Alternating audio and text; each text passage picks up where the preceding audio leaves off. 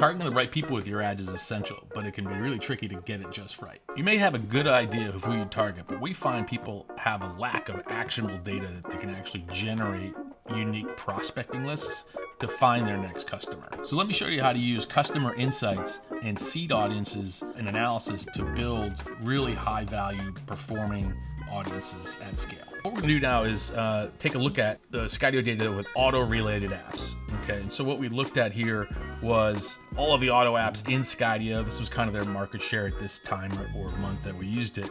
And we've got 3 car companies here, and we're using their mobile app to basically be a surrogate for a customer list because we have their mobile app data in Skydeo. And we presented this in Stuttgart at Startup Autobahn a couple years ago.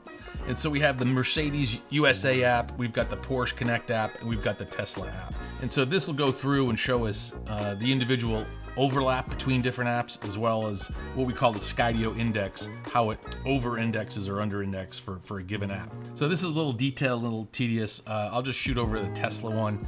It'll give you a little bit more of a presentation layer on top of that data that's easier to see on the video.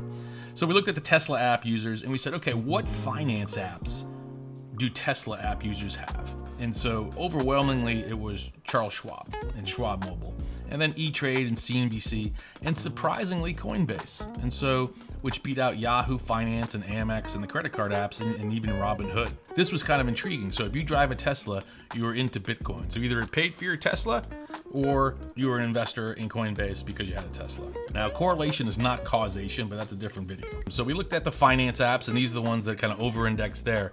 The other thing we looked at is like what categories did Tesla owners use most?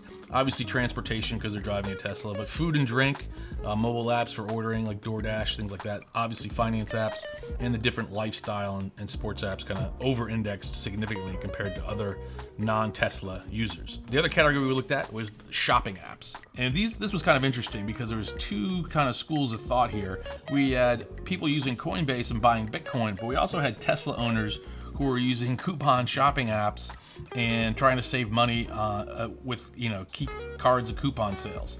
And so I had a data science guy look at it, and there's actually 2 different kind of cohorts within the Tesla group: the Model 3 owners and then the Model S and Model X owners who are spending 100 grand versus 30. And so it created 2 different little data sets here. And so you wouldn't associate coupon shopping over-indexing 3,000% with Tesla owners, but that's the case. And so what do we do with all this data? It looks cool. Here's the locations of the different Tesla owners that we could see.